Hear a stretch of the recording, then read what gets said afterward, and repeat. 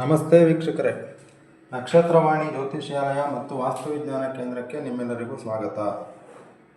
ಜ್ಞಾನಾನಂದಮಯಂ ದೇವಂ ನಿರ್ಮಲ ಸ್ಫಟಿಕಾಕೃತಿಂ ಆಧಾರಾಂ ಸರ್ವ ವಿದ್ಯಾನಾಂ ಹಯಗ್ರೀವಂ ಉಪಾಸ್ಮಹೆ. ನಮಸ್ತೆ ವೀಕ್ಷಕರೇ, ಇವತ್ತಿನ ವಿಷಯ ಏನೆಂದರೆ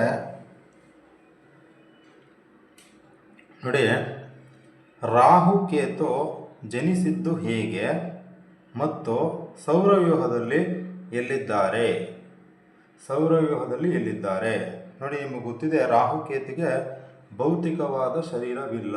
ಅವು ಶಾಡೋ ಪ್ಲಾನೆಟ್, ನೆರಳಿನ ಗ್ರಹಗಳು. ಇದೇನು ಅದ್ರ ಬಗ್ಗೆ ಸಂಕ್ಷಿಪ್ತವಾಗಿ ಇವತ್ತು ತಿಳ್ಕೊಳ್ಳೋಣ ವೀಕ್ಷಕರೇ. ಒಂದು ಕಥೆ ಇದೆ ರಾಹುಕೇತುದು, ಅದನ್ನು ಮುಗಿಸಿ ಈ ಪ್ರಾಕ್ಟಿಕಲ್ ನೋಡಿದಾಗ ನಿಮ್ಗೆ ಅರ್ಥ ಆಗುತ್ತೆ. ಯಾಕೆ ಈ ವಿಡಿಯೋ ನೋಡಲೇಬೇಕು ನೀವು ಅಂತಂದರೆ, ಈ ವಿಡಿಯೋ ಬಂದು ರಾಹುಕೇತುಗಳ ಬಗ್ಗೆ ಆಗಿರುತ್ತೆ. ನಾವು ಹಿಂದಿನ ಜನ್ಮದಲ್ಲಿ ಮಾಡಿರೋಂಥ ಪಾಪ ಪುಣ್ಯಗಳನ್ನು ಈ ಜನ್ಮಕ್ಕೆ ಕ್ಯಾರಿ ಮಾಡೋದೇ ರಾಹುಕೇತುಗಳು. ಆದ್ದರಿಂದ ರಾಹುಕೇತುಗಳನ್ನು ಕಾರ್ಮಿಕ್ ಪ್ಲ್ಯಾನೆಟ್ಸ್ ಅಂತ ಕರೀತಾರೆ. ನಮ್ಮ ಪಾಪ ಪುಣ್ಯಗಳನ್ನು ಈ ಜನ್ಮಕ್ಕೆ ಕ್ಯಾರಿ ಮಾಡೋದೇ ರಾಹುಕೇತುಗಳು. ವೀಕ್ಷಕರೇ, ಈ ವಿಡಿಯೋ ತುಂಬ ಚೆನ್ನಾಗಿರುತ್ತೆ, ಇಂಟ್ರೆಸ್ಟಿಂಗ್ ಇರುತ್ತೆ. ಇದರಲ್ಲಿ ತುಂಬ ತಿಳ್ಕೊಳ್ಳೋ ವಿಚಾರ ತುಂಬ ಇದೆ. ಪೂರ್ತಿ ನೋಡಿ, ಎಲ್ಲೂ ಸ್ಕಿಪ್ ಮಾಡಬೇಡಿ. ಮತ್ತು ನಮ್ಮ ಗುರುಗಳಾದ ಡಾಕ್ಟರ್ ಪಂಡಿತ್ ದಿನೇಶ್ ಗುರೂಜಿರವರಿಗೆ ಈ ವಿಡಿಯೋವನ್ನು ಸಮರ್ಪಣೆ ಮಾಡ್ತಾ ಈ ವಿಡಿಯೋವನ್ನು ಶುರು ಮಾಡೋಣ ವೀಕ್ಷಕರೇ. ನೋಡಿ ವೀಕ್ಷಕರೇ, ಇದು ಸೌರವ್ಯೂಹ ಪ್ರಾಕ್ಟಿಕಲ್ಲು ಇದೆಲ್ಲ ಹೇಳ್ತೀನಿ. ಇದು ಹೇಳೋಕ್ಕಿಂತ ಮುಂಚೆ ಒಂದು ಕತೆ ಹೇಳ್ತೀನಿ ರಾಹುಕೇತುದು. ಅದನ್ನು ತಿಳ್ಕೊಂಡು ಆಮೇಲೆ ಇಲ್ಲಿ ಬರೋಣ, ಅವಾಗ ಇನ್ನೂ ಚೆನ್ನಾಗಿ ಅರ್ಥ ಆಗುತ್ತೆ. ನೋಡಿ, ನಿಮಗೆಲ್ಲ ಗೊತ್ತೇ ಇದೆ ಏನಂದರೆ, ಸಮುದ್ರ ಮಥನ ಮಾಡ್ತಾರೆ. ರಾಕ್ಷಸರು ಒಂದು ಕಡೆ, ದೇವತೆಗಳು ಒಂದು ಕಡೆ ಮಾಡಿದಾಗ ಕೊನೆಯಲ್ಲಿ ಅಮೃತ ಸಿಗುತ್ತೆ. ಅಮೃತ ಸಿಕ್ಕಾಗ ಒಂದು ಕಡೆ ಲೈನಕ್ಕೆ ರಾಕ್ಷಸರನ್ನ ಕೂರಿಸ್ತಾರೆ, ಇನ್ನೊಂದು ಕಡೆ ದೇವತೆಗಳನ್ನು ಕೂರಿಸ್ತಾರೆ. ಈ ವಿಷ್ಣುನೇ ಆ ಅಮೃತವನ್ನು ಇಬ್ರಿಗೂ ನಾನು ಹಂಚುತ್ತೀನಿ ಅಂತ ಹೇಳಿ, ಆ ವಿಷ್ಣು ಏನು ಮಾಡ್ತಾರೆ, ಒಂದು ದೇವತೆಯ ರೂಪದಲ್ಲಿ ಬಂದು ಇಬ್ರಿಗೂ ಬಡಿಸೋಕ್ಕೆ ಹೋಗ್ತಾರೆ.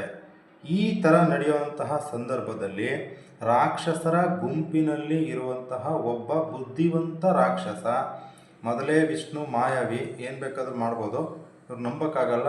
ಸರಿ, ಒಂದು ಕೆಲಸ ಮಾಡೋಣ, ನಾನು ಹೋಗ್ಬಿಟ್ಟು ದೇವತೆಗಳ ಲೈನಲ್ಲಿ ಹೋಗಿ ಕುತ್ಕೊಂಡ್ಬಿಡ್ತೀನಿ ಅಂತ ಅಂದ್ಬಿಟ್ಟು, ಈ ಸೂರ್ಯ ಚಂದ್ರರು ಕುಂತಿರ್ತಾರಲ್ಲ, ಆ ಸೂರ್ಯ ಮತ್ತು ಚಂದ್ರರ ಮಧ್ಯದಲ್ಲಿ ಮುಸುಕು ಹಾಕ್ಕೊಂಡು ಕೂತ್ಕೊಂಡ್ಬಿಟ್ಟಾಗ ಈ ಕಡೆ ಅವರೆಲ್ಲ ವಿಷ ಹಾಕ್ಕೊಂಡ್ಬರ್ತಾರೆ, ಈ ಕಡೆ ಅಮೃತ ಹಾಕ್ಕೊಂಡ್ಬರ್ತಾರೆ.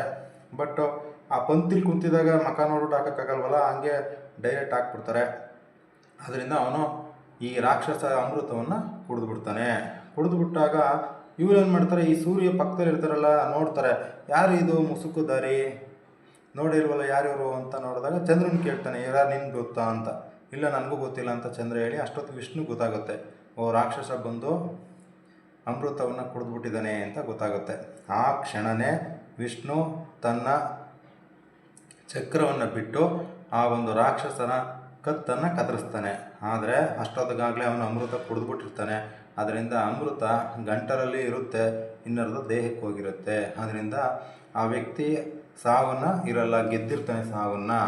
ಆದ್ದರಿಂದ ಇವರೇನು ಮಾಡ್ತಾರೆ, ಇವಾಗ ಏನು ಮಾಡೋಕ್ಕಾಗಲ್ಲ, ಒಂದು ಕೆಲಸ ಮಾಡೋಣ, ನಾವು ನವಗ್ರಹಗಳಲ್ಲಿ ಇವರಿಬ್ಬರನ್ನ ಸೇರಿಸ್ಕೊಳ್ಳೇಬೇಕಾಗುತ್ತೆ. ಆದರೆ ಇವ್ರಿಗೆ ಕೊಡೋಕ್ಕೆ ಮನೆಗಳಿಲ್ಲ, ಅಂದರೆ ರಾಶಿಗಳಿಲ್ಲ, ಆದರೆ ನಕ್ಷತ್ರಗಳು ಕೊಡ್ಬೋದು, 3 ನಕ್ಷತ್ರ ಕೊಡೋಣ ಅಂತ ಯೋಚನೆ ಮಾಡ್ತಾರೆ. ಈ ಒಂದು ಕಟ್ಟಾದ ಭಾಗವೇ ರಾಹುಕೇತುಗಳು. ಇದು ಪೌರಾಣಿಕ ಕಥೆಗಳಲ್ಲಿ ಬರುತ್ತದೆ ವೀಕ್ಷಕರೇ. ಈಗ ನಾವು ಸೈಂಟಿಫಿಕ್ ಆಗಿ ತಿಳ್ಕೊಳ್ಳೋಣ. ನೋಡಿ ವೀಕ್ಷಕರೇ, ಇದು ಬಂದು ನಮ್ಮ ಸೌರವ್ಯೂಹ ಬಂದು ಮೊಟ್ಟೆ ಆಕಾರದಲ್ಲಿ ಇರುತ್ತದೆ, ವೃತ್ತಾಕಾರದಲ್ಲಿ ಇರಲ್ಲ, ಮೊಟ್ಟೆ ಆಕಾರದಲ್ಲಿ ಇರುತ್ತದೆ. ಇದು ಸೂರ್ಯ. ನೋಡಿ, ಇಲ್ಲಿ ಬರೆದಿದ್ದೀನಿ ನೋಡಿ, ಈ ಒಂದು ಪ್ಲೈನ್ ಅಂದರೆ ಸಮತಲ ಪದರ. ಹಂಗಂದರೆ ಸೂರ್ಯ ಇಲ್ಲಿದ್ದಾನೆ, ಗ್ರಹಗಳೆಲ್ಲ ಸೂರ್ಯನ ಸುತ್ತಾ ಇದ್ದಾರೆ, ಆದರೆ ಅದೊಂದು ಪದರ ಇರುತ್ತೆ, ಸಮತಲ ಪದರ ಅಂತ.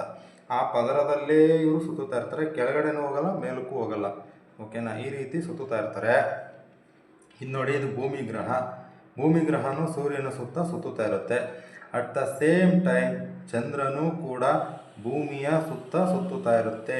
ನೋಡಿ, ಇದು ಸೂರ್ಯ, ಇದು ಭೂಮಿ ಗ್ರಹ ಸುತ್ತುವ ಕಕ್ಷೆ, ಆಮೇಲೆ ಮತ್ತೆ ಬೇರೆ ಗ್ರಹಗಳು ಸುತ್ತುವ ಕಕ್ಷೆಗಳು. ಅದೇ ರೀತಿ ಚಂದ್ರಗ್ರಹ ಭೂಮಿಯನ್ನು ಸುತ್ತುವ ಕಕ್ಷೆ, ಅದರ ಲೈನ್ ರೌಂಡ್ಗೆ ಹಾಕೊಂಡಿದ್ದೀವಿ ನೋಡಿ, ಇದು ಲೈನು. ಇದರಲ್ಲಿ ರಾಹುಕೇತುಗಳು ಎಲ್ಲಿ ಇರ್ತಾರೆ ಅಂತಂದರೆ ನೋಡಿ, ಈ ಚಂದ್ರ ಏನು ಮಾಡ್ತಾನೆ, ಸೂರ್ಯಗ್ರಹದ ಸುತ್ತ ಈ ಬೇರೆ ಗ್ರಹಗಳು ಸಮತಲ ಪದರದ ಅನುಸಾರವಾಗಿ ಅದೇ ಲೈನಲ್ಲಿ ತಿರುಗ್ತಾ ಇರ್ತಾರೆ. ಚಂದ್ರ ಏನು ಮಾಡಬೇಕು, ಇದೇ ಸಮತಲ ಪದರದಲ್ಲೇ ಸುತ್ತುತ್ತಾ ಇದ್ದಿದ್ರೆ ಆವಾಗ ರಾಹುಕೇತುಗೆ ಜಾಗ ಸಿಗ್ತಿರ್ಲಿಲ್ಲ. ಆದ್ದರಿಂದ ಏನಾಯಿತು, ಚಂದ್ರ ಏನಾಗಿದೆ ಅಂತಂದರೆ ನೋಡಿ, ಇವಾಗ ತೋರಿಸ್ತೀನಿ. ಇದು ಸಮತಲ ಪದರ. ಚಂದ್ರ ಏನು ಮಾಡಿದಾನೆ, 5 ಡಿಗ್ರಿ ಟಿಲ್ಟ್ ಆಗಿದ್ದಾನೆ. ಟಿಲ್ಟ್ ಅಂದರೆ ಗೊತ್ತಲ್ವ ನಿಮಗೆ, ಈ ಥರ ಫ್ಲ್ಯಾಟ್ ಆಗಿರೋ, ಇದು ಫ್ಲ್ಯಾಟಾಗಿ ಸುತ್ತುತ್ತಾ ಇರೋವಂಥ ಚಂದ್ರ ಭೂಮಿ ಸುತ್ತ ಫ್ಲ್ಯಾಟಾಗಿ ಸುತ್ತಬೇಕು. ಬಟ್ 5 ಡಿಗ್ರಿ ಟಿಲ್ಟ್ ಆಗಿದ್ದಾನೆ. ಈ ರೀತಿ ಟಿಲ್ಟ್ ಆಗಿ ಸುತ್ತುತ್ತಾ ಇದ್ದಾನೆ. ಈಗ ಟಿಲ್ಟ್ ಆದಾಗ ಏನಾಯಿತು ಅಂತಂದರೆ ಮೇಲ್ಗಡೆ ಬಂದಾಗ ನೋಡಿ, ಸ್ವಲ್ಪ ಕಷ್ಟ ಅರ್ಥ ಮಾಡಿಸೋದು. ಈ ಲೈನಿನ ಮೇಲ್ಗಡೆ ಬಂದಾಗ, ಓಕೆ ಇದನ್ನ ತಗೊಳ್ಬೋಣ, ಈ ಪದರದಲ್ಲಿ ನೋಡಿ, ಈ ಲೈನಿಂದ ಮೇಲ್ಗಡೆ ಬರ್ತಾನೆ. ಬಟ್ 5 ಡಿಗ್ರಿ ಟಿಲ್ಟ್ ಆಗಿರೋದ್ರಿಂದ ಈ ಏನು ಸಮತಲ ಪದರದ 5 ಡಿಗ್ರಿ ಒಳಗಡೆಯಿಂದ ಪಾಸ್ ಆಗ್ತಾನೆ. ಅರ್ಥ ಆಯ್ತಾ? ಆ್ಯಕ್ಚುಲಿ ಇದು ಬರೆದು ಮ್ಯಾನ್ಯುವಲ್ ಆಗಿ ಹೇಳಿ ಅರ್ಥ ಮಾಡಿಸೋದು ಕಷ್ಟ. AI ವಿಡಿಯೋ ಮಾಡಿ ಕೊಟ್ಬಿಟ್ರೆ ಅವು ಈಸಿಯಾಗಿ ಅರ್ಥ ಆಗುತ್ತೆ. ಓಕೆ, ನಾನು ಮ್ಯಾಕ್ಸಿಮಮ್ ಪ್ರಯತ್ನ ಮಾಡ್ತಾ ಇದ್ದೀನಿ ವೀಕ್ಷಕರೇ. ಅರ್ಥ ಆಯ್ತಲ್ವಾ? ಟಿಲ್ಟ್ ಆಗಿದ್ದು ಇವನು ಸಮತಲ ಪದರವನ್ನು ಛೇದಿಸ್ತಾ ಇದ್ದಾನೆ. 5 ಡಿಗ್ರಿ ಒಳಗಡೆ ಹೋಗಿ ಮತ್ತೆ ಮೇಲೆ ಬರ್ತಾ ಇದ್ದಾನೆ. ಈ ಒಂದು ಛೇದಿಸುವ ಬಿಂದುಗಳು, ಸಮತಲವನ್ನು ಛೇದಿಸುವ ಬಿಂದುಗಳು, ಇದೊಂದು ಬಿಂದು ಇಲ್ಲೊಂದು ಮೂಡ್ತಾ, ನೆಕ್ಸ್ಟ್ ಇಲ್ಲೊಂದು ಬಿಂದು ಮೂಡ್ತು. ಈ 2 ಬಿಂದುಗಳೇ ರಾಹುಕೇತುಗಳು. ಈಗ ನಾನು ಇವಾಗ ಒಂದು ಕತೆ ಹೇಳಿದೆ ಅಲ್ವಾ, ಆ ಕಥೆನಲ್ಲಿ ಸೂರ್ಯ ಚಂದ್ರನ ಮಧ್ಯೆ ಆ ರಾಕ್ಷಸ ಕೂತ್ಕೊಂಡಿದ್ದ ಅಂತ ಹೇಳಿದ್ನಲ್ವ, ಅದೇ ರೀತಿ ನೋಡಿ ಸೂರ್ಯ ಚಂದ್ರನ ಮಧ್ಯೆನೇ ಇಲ್ಲಿ ಪ್ಲೇಸ್ಮೆಂಟ್ ಆಗಿದೆ. ಅಂದರೆ ಈ ಹಿಂದೆ ನಮ್ಮ ಋಷಿಮುನಿಗಳು ಅವ್ರಿಗೆ ಯಾವ ಥರ ಒಂದು ಐಡಿಯಾಲಜಿ ಬಂತೋ, ಅದು ಯಾವ ಥರ ಇದಾಯಿತೋ ಗೊತ್ತಿಲ್ಲ, ಬಟ್ ಅವರು ಮುಂಚೆನೇ ಕಂಡುಹಿಡಿದ್ಬಿಟ್ಟಿದ್ದಾರೆ. ಓಕೆನಾ ವೀಕ್ಷಕರೇ? ನೋಡಿ, ಇದು ಕೇತು, ಇದು ರಾಹು. ಓಕೆನಾ? ಆದ್ದರಿಂದ ಇದು ಯಾವಾಗ ಸಮತಲ ಟಿಲ್ಟ್ ಆಯಿತೋ, ಆ ಟಿಲ್ಟ್ ಆದ್ದರಿಂದ ಏನಾಯಿತು, ಈ ರಾಹು ಕೇತುಗಳು ಹಿಮ್ಮುಖ ಚಲನೆ ಮಾಡೋಕ್ಕೆ ಶುರು ಮಾಡಿದ್ರು. ಹಂಗಂದರೆ ಸಿಂಪಲ್ಲು, ನಾವು ಫಾರ್ ಎಕ್ಸಾಂಪಲ್ ನಾವೇ ಒಂದು ಕಾರ್ ಓಡ್ಸೋಕೆ ಹೋಗ್ತೀವಿ, ಅದೇನಾಗುತ್ತೆ, ರಿವರ್ಸ್ ಗೇರಲ್ಲಿ ಬಿದ್ದಿರುತ್ತೆ ಕಾರು.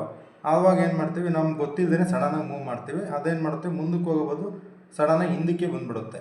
ಹಾಗೆ ರಾಹುಕೇತುಗಳು ಸ್ಟಾರ್ಟಿಂಗು ಸೌರವ್ಯೂಹದಲ್ಲಿ ಜಾಗ ಕೊಟ್ಟು ಅವ್ರಿಗೊಂದು ಇದನ್ನು ಕೊಟ್ಟಾಗ ಅವರು ಯಾವಾಗ ಮೂವ್ ಮಾಡೋಕ್ಕೆ ಹೋದ್ರು ಅವ್ರು ರಿವರ್ಸಿಗೆ ಮೂವ್ ಮಾಡಿಬಿಟ್ರು. ಯಾಕಂದರೆ ಚಂದ್ರ ಟಿಲ್ಟ್ ಆಗಿರೋದ್ರಿಂದ ಅವ್ರೇನು ಮಾಡಿದ್ರು, ಇದೊಂಥರ ಚೆನ್ನಾಗೈತೆ, ಇದನ್ನೇ ಕಂಟಿನ್ಯೂ ಮಾಡೋಣ ಅಂದ್ಬಿಟ್ಟು ರಾಹುಕೇತುಗಳು ಹಿಮ್ಮುಖ ಚಲನೆಯನ್ನು ಅದನ್ನೇ ಫೈನಲ್ ಮಾಡ್ಕೊಂಡು ಅದನ್ನೇ ಮಾಡ್ಕೊಂಡು ಹೋಗ್ತಾ ಇದ್ದಾರೆ ವೀಕ್ಷಕರೇ. ಮತ್ತು ಈ ವಿಚಾರದಲ್ಲಿ ಇನ್ನೊಂದು ಸೂಕ್ಷ್ಮತೆ ಇದೆ. ನಮ್ಮ ಹಸ್ತದಲ್ಲಿ ನೋಡಿ ವೀಕ್ಷಕರೇ, ಇದು ನೋಡಿ ನಮ್ಮ ಹಸ್ತದಲ್ಲಿ ಇದನ್ನು ರಾಹುವಿನ ಪರ್ವ ಅಂತ ಕರೀತಾರೆ, ಅಥವಾ ರಾಹುವಿನ ಜಾಗ ಅಂತಲೇ ತಗೊಳ್ಳಿ. ಇದು ಒಂದು ಕೇತುವಿನ ಜಾಗ. ಓಕೆನಾ? ಈ ಹಸ್ತದಲ್ಲಿ ನಾವು ಯಾವಾಗಲೂ ತೀರ್ಥ ಪ್ರಸಾದವನ್ನು ದೇವಸ್ಥಾನದಲ್ಲಿ ತೊಗೋಬೇಕಾದ್ರೆ ನಾವು ಯಾವಾಗಲೂ ಏನು ಮಾಡ್ತೀವಿ, ಇಲ್ಲೇ ತೊಗೊತೀವಿ, ಇಲ್ಲಿಗೆ ಹಾಕ್ತಾರೆ. ಓಕೆನಾ? ಇಲ್ಲಿಗೆ ಹಾಕ್ತಾರೆ. ಆದರೆ ಹೆಂಗೆ ಕುಡಿಬೇಕು ಅಂದರೆ, ನಾವು ಕೆಲವು ಜನ ಇಲ್ಲಿ ಈಸ್ಕೊಂಡು ಇಲ್ಲಿ ಕುಡಿದ್ಬಿಡ್ತೀವಿ, ಇಲ್ಲಿಂದ ಬಾಯಿಯಿಂದ ಕುಡಿತೀವಿ. ಇದು ರಾಂಗು. ರಾಹು ಹತ್ರ ಹಾಕಿಸ್ಕೊಂಡು ಇದನ್ನು ಈ ಥರ ಇಟ್ಕೊಂಡು ನೋಡಿ, ಇಲ್ಲಿ ಒಂದು ಗುಳಿ ಆಯಿತು, ಈ ಥರ ಇಟ್ಕೊಂಡು ಈ ಕಡೆಯಿಂದ ಕುಡಿಬೇಕು ತೀರ್ಥ ಪ್ರಸಾದವನ್ನು. ಆಗ ಏನಾಗುತ್ತೆ, ಹಿಂದಿನ ಜನ್ಮದಲ್ಲಿ ನಾವೇನಾದರೂ ಪಾಪ ಪುಣ್ಯಗಳನ್ನು ಮಾಡಿದರೆ ಆ ಪಾಸ್ಟ್ ಕರ್ಮದ ಒಂದು ಪ್ರಾರಬ್ಧ ಹೋಗುತ್ತೆ. ಇದು ವೈಜ್ಞಾನಿಕ ಕಾರಣ ವೀಕ್ಷಕರೇ. ಓಕೆನಾ ವೀಕ್ಷಕರೇ? ಇದಿಷ್ಟು ರಾಹುಕೇತುಗಳ ಬಗ್ಗೆ ನಾವು ತಿಳ್ಕೊಂಡಿದ್ದೀವಿ. ಈ ರಾಹುಕೇತುಗಳು ನಮ್ಮ ಜಾತಕದಲ್ಲಿ ಒಳ್ಳೆ ಸ್ಥಾನದಲ್ಲಿದ್ದಾವ, ಕೆಟ್ಟ ಸ್ಥಾನದಲ್ಲಿದ್ದಾವ, ಅದನ್ನು ನೋಡಿ ನಿರ್ಣಯ ಮಾಡಬೇಕಾಗುತ್ತೆ. ಈ ಒಂದು ವಿಡಿಯೋದ ಒಟ್ಟಾರೆ ಸಾರಾಂಶ ಏನಂದರೆ, ರಾಹುಕೇತುಗಳು ನಮಗೆಲ್ಲ ಸಾಮಾನ್ಯವಾಗಿ ಜನರಲಿ ಅನಿಸಿರುತ್ತೆ. ಸ್ಟಾರ್ಟಿಂಗ್ ನನಗೂ ಅನಿಸಿತ್ತು, ರಾಹುಕೇತು ಎಲ್ಲಿದ್ದಾರೆ. ಆಮೇಲೆ ಕೆಲವು ಜನ ಇದು ಯುರೇನಸ್ಸು ನೆಪ್ಚೂನ್ ಅಂತ ಅನ್ಕೊಂಬಿಡ್ತಾರೆ. ಇಲ್ಲ, ಯುರೇನಸ್ ನೆಪ್ಚೂನ್ ಅಲ್ವೇ ಅಲ್ಲ. ಓಕೆನಾ? ರಾಹುಕೇತು ಈ ಥರ ಬಂದರು, ಇಲ್ಲಿದ್ದಾರೆ. ಓಕೆನಾ? ಈ ಸಮತಲ ಪದರವ ಛೇದಿಸುವ, ಚಂದ್ರನು ಛೇದಿಸುವ ಬಿಂದುಗಳು. ಓಕೆನಾ ವೀಕ್ಷಕರೇ? ಈ ವಿಡಿಯೋ ನಿಮಗೆ ಇಷ್ಟ ಆಗಿದ್ದರೆ ಲೈಕ್ ಮಾಡಿ, ನಿಮ್ಮ ಅನಿಸಿಕೆ ಅಭಿಪ್ರಾಯಗಳನ್ನು ಕಮೆಂಟ್ ಮಾಡಿ. ಮತ್ತು ನಿಮ್ಮ ವೈಯಕ್ತಿಕ ಜಾತಕವನ್ನು ವಿಶ್ಲೇಷಣೆ ಮಾಡಿಸ್ಕೊಬೇಕು ಅಂದರೆ ನಮ್ಮ ದೂರವಾಣಿ ಸಂಖ್ಯೆಗೆ ಕರೆ ಮಾಡಿ. ಮತ್ತು ನೀವೇನಾದರೂ ಜ್ಯೋತಿಷ್ಯ ಕಲಿಬೇಕು ಅಂದರೆ ನನ್ನ ವಿಡಿಯೋ ನೋಡಿದ್ರೆ ಕಲಿಬೋದು. ಇಲ್ಲ ನಾನು ಇನ್ನೂ ಪ್ರೊಫೆಷನಲಾಗಿ ಕಲಿಬೇಕು ಅಂದರೆ ನಮ್ಮ ದಿನೇಶ್ ಗುರೂಜಿ ಕ್ಲಾಸ್ಗೆ ಸೇರ್ಕೊಳ್ಳಿ, ಕಲ್ತ್ಕೊಳ್ಳಿ, ಜ್ಞಾನವನ್ನು ಸಂಪಾದನೆ ಮಾಡಿ. ದೇವರು ನಿಮಗೆ ಒಳ್ಳೇದು ಮಾಡಲಿ. ನಮಸ್ಕಾರ.